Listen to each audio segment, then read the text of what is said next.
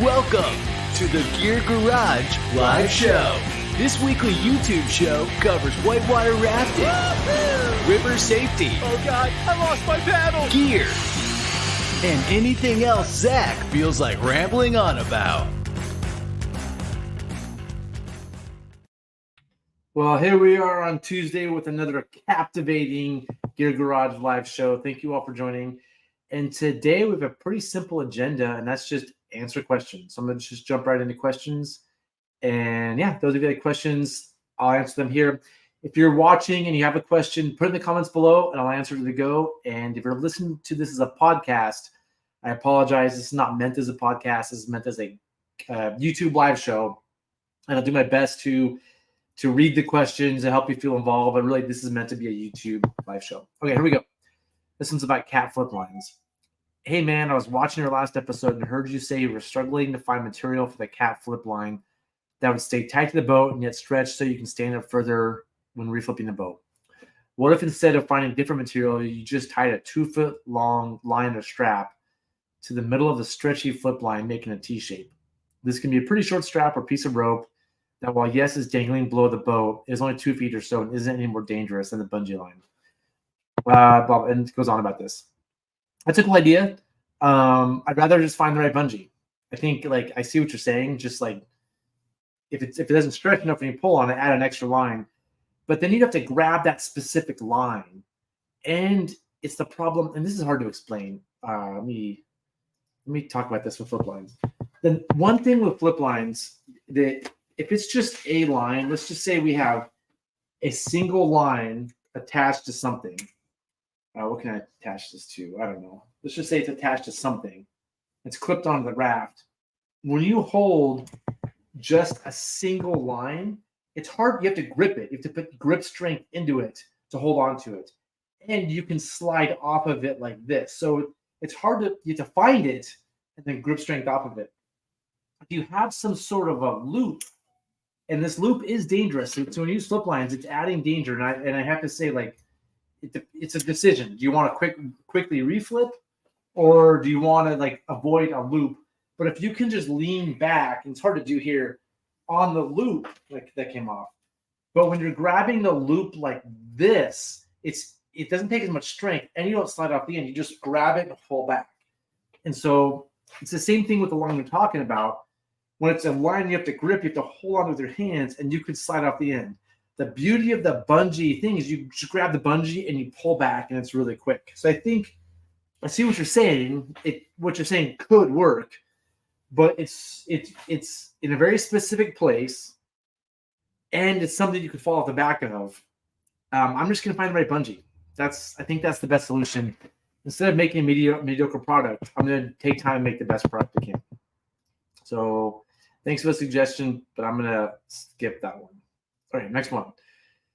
What is the water temperature typically in mid-July and August? This is the Salmon River. I can handle 65-degree water with 75 air temperatures. This kind of info can help me plan. I will stop by in October if anyone's around. I know it's hunting season. Okay. So I don't know the answer to this. I'm sorry. I mean, the Salmon River is a long river. I'm talking about the middle fork of the salmon, the main salmon, the lower salmon. I can't tell you what the water temperature is going to be. I can tell you it's probably not going to be 65. It's probably going to be colder than that. But honestly, I'm not sure. Yeah. So sorry, I can't answer that question. I'm incompetent. All right. Maybe ask Google. All right. Can you tell me the difference? This has to do with oar holders. Can you tell me the difference about the difference in control and technique between pins and clips, oarites, and spinnies? The raft and cap boats I bought have pins and clips, so that is what I have been using for the past few years. Thanks, love your show. I apologize for those of you listening to me read this. I read them and I think about them at the same time. It makes my reading ability awful, but I'm doing my best. So, oh man, pins and clips and oar locks. We could go down a whole path. And so, first of all, I'm going to answer your question briefly, but and clips. Just Google this. You're going to find, whoa, I'm surprised my articles aren't showing up. Here we go. Debating oar locks versus pins and clips. Here's a whole blog post with information. I could just regurgitate this right now, but that just sounds exhausting to me. So here's a whole podcast, or go to YouTube and just search and I have several videos already on this, pins and clips. So Aaron and I have a nice conversation about this on the Illinois here. Here we go. Pins and clips versus oar locks. This is the conversation Aaron and I have on the Illinois. I do another video here. I probably have more. There's another video. I have 3 videos right there. Cody does one. Cody just switched to pins and clips this year. He has some cool insights. There's another video about setting up oar locks. Like, I have beat this to death on the internet. So I'm going to give you my quick answer. And that is, if you want precision, awesome boating, you want pins and clips. I think it's more precise. When you have oar locks, the oar jiggles around in the oar lock. It's not cleanly attached. It's not precision. It's there, and it's spinning in your hand. If you want to just be able to feather your oars and just feel really in touch with the water, go with oar locks. Go with spinnies. Oar locks, which is just spinnies with a little thing that holds in place, is kind of a mix between the two. And I think it's a decent mix between the two. It doesn't allow you to feather, but what is the advantage of that over pins and clips? None, really. It's like basically like you run oar locks and you want to have your oar in place when you're running harder whitewater. Like, big generalization. Pins and clips are for like class 4 and 5 and big heavy gear boats. Oar locks are for class 1, 2, 3, and easy class 4, and for running lighter boats. And I know some of you are probably running heavy gear boats on class 5 with spinnies. Cool. You're an exception. Most people that are running class 4 and 5 or running big heavy boats have pins and clips. That's just most of the way. For me, I'm the same way. If I'm running class 3, I like feathering. I like spinnies. I really enjoy the motion. I like, being able to turn the blade in the water. I really enjoy it. And so I'm going to choose oar locks for like class 2 and 3. If I have to run my oar locks in class 4 and 5, I'm going to want to put, I'm going to want to put, what do you call it here? Oar rights. I'm going to want to put oar rights on there just to give me that extra control. If I have to make that big pull, some big move, I'm going to want oar rights. But in general, when I'm running harder whitewater, you'll see me almost always use pins and clips. It's just superior. The other big advantage of pins and clips, and a reason to use them, is you develop better technique. You're not allowed to make myself big. There are things people do. They pull their oars in like this. That's bad form. They push their oars forward. Bad form. You will develop better form and better technique if you start with pins and clips. You'll be forced to properly put your handle back, blade forward, which is like the right technique for shipping your oars.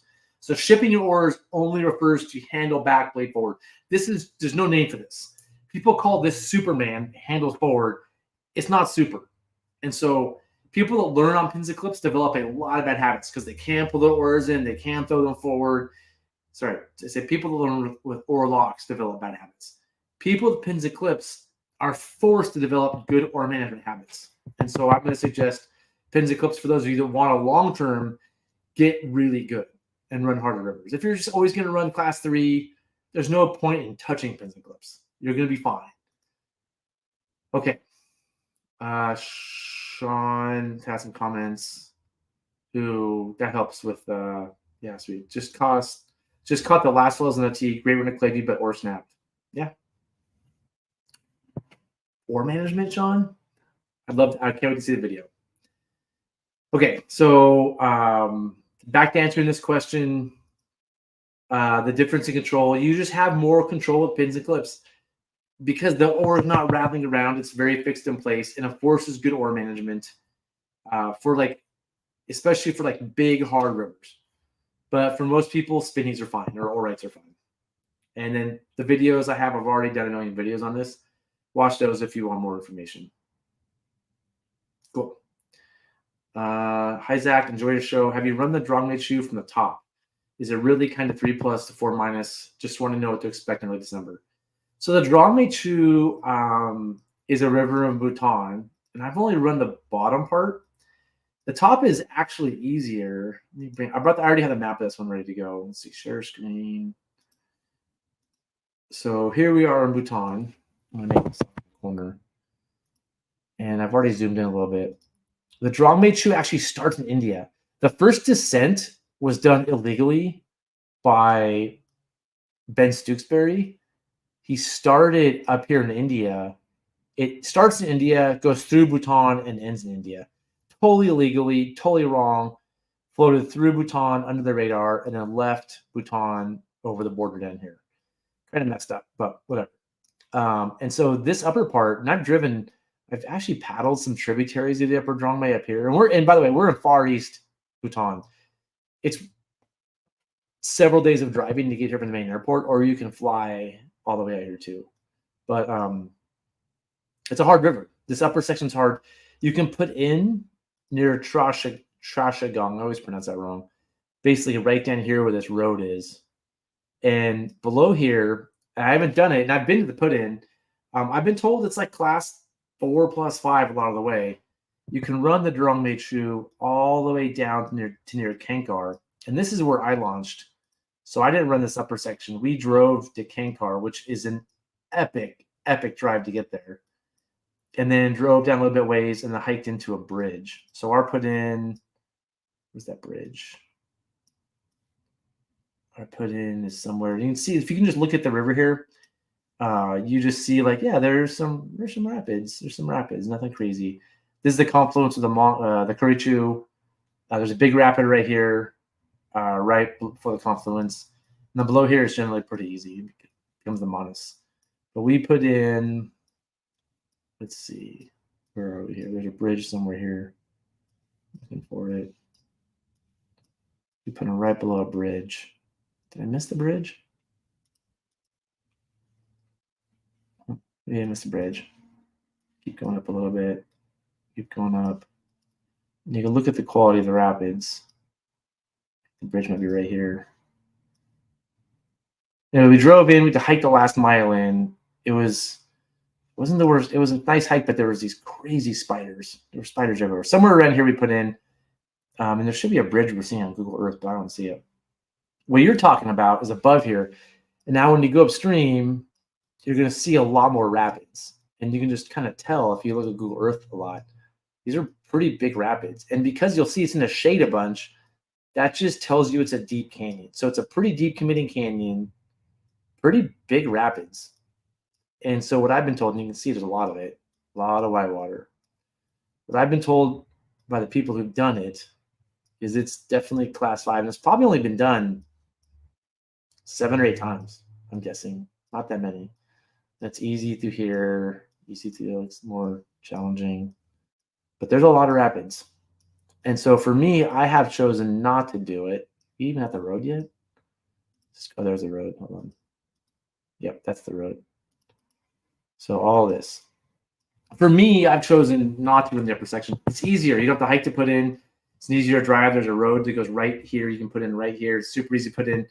But for me, from what I've heard, the challenge of the rapids combined with how remote of a canyon it is, combined with being really far from hospitals, you're on the far east of Bhutan, the risk is too much for me. Like if I was doing these style of rapids and I was in the US, I feel much better about the risk because I'm at home, there's good hospitals, there's good evac. But here, if something goes wrong, it's a long ways to an airport. And so I'm pretty personally not into that section. The first trip, like I said, was Ben Stooksbury poached it. The second trip was a commercial trip. Like they took BOBO took commercial guests, they ran it.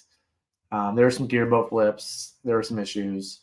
But the way to run it, I think responsibly, or the way I do it with the level of risk I'm interested in, you drive to Kankar, which is epic drive. You drive down the Kurichu, which is like, you're already pretty far out there. This epic drive up and over to Kankar, down a little bit, then hiking in. But the drive is epic, honestly. So that's my answer to that question. So here we go. Pat just let me to drag my shoes off. Yeah. The Carnalier. Yeah, the Carnalier timber are probably awesome. Yeah. It's a lot to pull out. That Drongme Chu, man, it's pretty big. The Carnally would be great. That's awesome. Those are awesome rivers. And both the Carnally and the Timur, I haven't done either one of them, but I was just hanging out with a bunch of Nepalis last week, and they were saying how a lot of these rivers are getting dammed, especially the Carnally, and now's the time to do the Carnally before the dams turn into the river it just isn't. And so that's awesome. And I would say, again, like for me, the risk is too high, especially commercially. If it was me and like some good buddies and we were kayaking it, I feel better. But when I'm bringing people there, there's just so much. That much risk is too much for me. I will probably never. Who knows if I'll run this river again? Because that drive to Kankar is legit. It is insane. It's hard to even put into words how crazy that drive was. It's by far the craziest drive I've ever done. By far. Just the exposure on the side of cliffs, the nastiness of the road, the length of the drive. It was insane. There's a way to do this, though, where you helicopter in to Kankar. And so I would do that again. If I did this again, if I had the right group, we could probably helicopter, probably not into Kankar. You can helicopter in somewhere over here, this town right here, and hike in from there. I think I would do that before doing the upper. But it'd be expensive. Helicoptering is super expensive. The trip I'm going to do this fall, and we're going to look into as a commercial trip, is the lower Punasang Chu, which is that's that one. Let's find the lower Punasang Chu. Where are we at here? Sorry, there we go. This is the Punasang Chu. So the river I want to do this fall that I've never done, you can put in right here, and it's only a day's drive, a little more than a day's drive from the capital, from Paro. Getting out to the Drongme Chu is an epic drive, but like the roads out here are pretty good. And then doing this section in 3 days, then down to the Indian border. And supposedly it's just like class 2, 3, not that hard. Look at these goosenecks. But if it's a fun trip and it's not threatening, if it's too easy, I probably won't bring people here in the future. But if it's the right level where it's fun, there's great camping, I'll probably do commercial trips on this section in the future. I've avoided it till now because it's my fear is it's a little too easy, and people want some rapids. It's funny, we want to do rapids that are as hard as we can do safely at our limit. Like that's what our goal is. Well, did you all hear that airplane? It's loud. But oh, sorry, we need to pull the map up. Back on the map. Thanks, Kristen. So, sorry, we were on the Drongme Chu over here. The Drongme Chu comes through Trashagong. I want to do a trip over here. Gotta find it again. There's Thimphu. Yeah, this river right here, down to the Indian border. So the road leaves it here. So this is a trip on this river here, the lower Punasang Chu, that I think is class 2, 3. The thing about boating, we all want to go boating on a river that challenges us, but isn't dangerous. And that's a very fine line. And that's different for everybody. And so for some people, that's like class 2. Some people, that's class 3. Some people, that's class 4. Some people, that's class 5. But most of us, the river we want is like class 3 plus. So the rapids are challenging, but not threatening. And the number of rivers like that in the world are minimal. That's what makes the Middle Fork of the Salmon so popular. The Rogue so popular. Like 3 plus. Nothing's really scary, but they're challenging enough that everybody is excited. But there's other multi-day trips like the Lower Klamath or the Lower Trinity in California that are too easy. And there's rivers like the South Fork of the Salmon that are too hard. And so finding that sweet spot of like the perfect level of rapid is really cool. The Lower Drongme Chu, the section I did, I think was maybe a little too hard as well. There was two and a half rapids, 2 rapids really that were like more than class 3, maybe even like a tiny bit more than class 4, maybe like 4 plus. So the average person might be nervous a few times, is maybe too much. The lower Punasang Chu, I think, is going to be a cool like class. Hopefully it's class 3 and something people really enjoy. Okay, so that's it for talking about that. Let's go through any comments we have. Yeah, the upper Drongme is full on. From what I've heard, it's a handful of big rapids. From what I remember, the boys telling me is like maybe like 5 class 5s and a bunch of long class 4s. Let's see. Then Timber 5 times the pad. Yeah. Yeah. And I heard the 4-day trek, there's a road coming in. So pretty soon it's going to be a 1-day trek. And I think from what the Nepali guys are telling me is that the trek is a really cool part of the trip. Like, it's really cool. You trek 4 days and go in the water. Here pretty soon it's going to be like a 1-day trek, which kind of takes away from the trip. So yeah, the timber sounds awesome. Oh, yeah. Kristen, thanks for letting me know.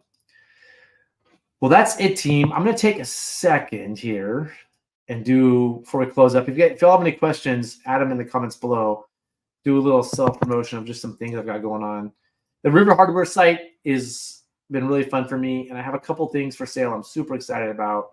One of them, I'm going to take some photos of today, is this new fleece. We worked with IR to design what I think is the perfect pathing fleece. That's what I'm calling it. It's just like a pretty thick fleece, just classic. And it's Polar Tech, I think, I remember right. What did we use? I think I wrote it in here somewhere. Oh yeah, Polar Tech Power Stretch. It's like really good fabric. It stretches a lot. They look cool. We threw our logos on there. And so if you're looking for a pathing fleece, I'm super stoked on it. The other thing is I just finally got these pulleys back in stock. And so if you're looking for high quality pulleys, these Rock Exotica, there's the mini machined and just the machine just a little bit bigger. They're expensive, but these are, in my opinion, the best pulleys you can get for whitewater. This is just a classic, awesome pulley. Sealed bearings, really strong, really efficient. And I've been sold out of these for a while. And so if you're looking for good pulleys, I have these ready to go. So I just changed it so that, one of the things about running the store is I have to charge for shipping. And I don't get like Amazon discounts. And so I think a lot of people aren't buying things because shipping. I just changed it so any orders over $250 are free shipping. So if you want to order a rope and some pulleys and a press sticks, I just took shipping off for those bigger orders. Maybe someday I'll get a deal on shipping that I can drop the shipping prices. But unfortunately, as a small business, I have to charge for shipping. Cool. Yeah, that's sweet. I'm stoked, Sean. I just added the free shipping, so that'll help. And this really is the best stuff. And this is stuff I use. I like a lot. Whether it's the ropes. Let's see, these high quality ropes, really nice carabiners, variety of just really nice carabiners. And we actually have pre-cut webbing slings for those of you that need webbing slings. And this really fancy. I have like 2 of these left. I think this really fancy pulley right here. And of course, my favorite press stick, the Sterling Auto Block. So enough self-promotion. Thank you all for watching. Thanks for submitting the questions. I am around next Tuesday, so we'll do a show next Tuesday at 2. And yeah, thank you all for watching. See you next time.